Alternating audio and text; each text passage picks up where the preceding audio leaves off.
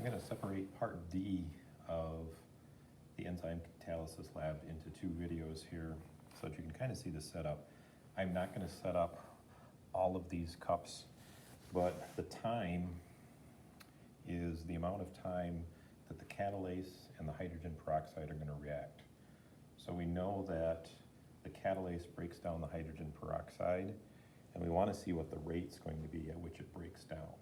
And so what we do is we have our catalase and hydrogen peroxide in for 10 seconds, and then what we do is shoot in the sulfuric acid. Remember, the sulfuric acid is what denatures the catalase because it's an enzyme, because it's a protein, and that's going to stop the reaction. So when I set up these, when you were doing this lab, you would set up all these cups. You would run this one for 10 seconds, and then you'd shoot the sulfuric acid in. And you would run this one for 30 seconds, and then you'd shoot the sulfuric acid in. And then you'd run this one for 60 seconds, and you'd shoot the sulfuric acid in. And then 2 minutes and 180 seconds. And so this is kind of like our toothpick case lab in that the amount or the time is going to be the same, okay? So I'm just going to demonstrate how the setup is and what you would do with the lab. And I'm just going to demonstrate one. So I'm not going to go through, as I said, I'm not going to go through all of them. So I'm going to have my sulfuric acid ready. I have my H2O2, and I'm going to have my catalase. So I'm going to run this one for 30 seconds. So this is where it takes a couple extra hands to kind of get everything set up.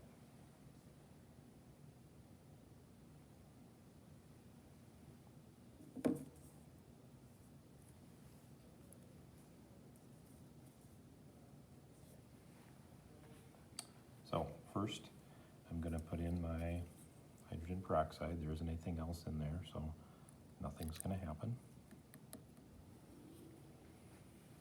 Then I'm going to get my catalase.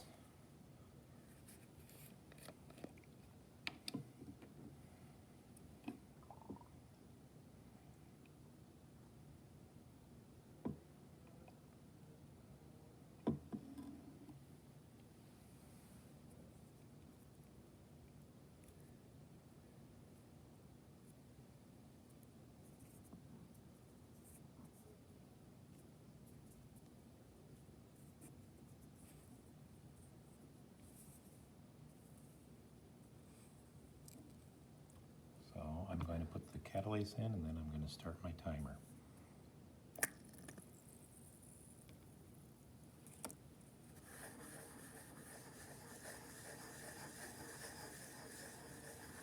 And then what I'm looking for at 30 seconds is when I'm going to stop the reaction. So you can see the catalase is combining with the hydrogen peroxide.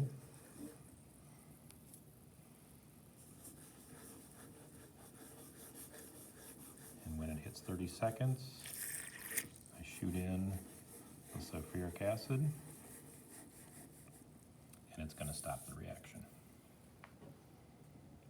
So then what I'm going to do is I'm going to draw off 5 milliliters with my transfer pipette.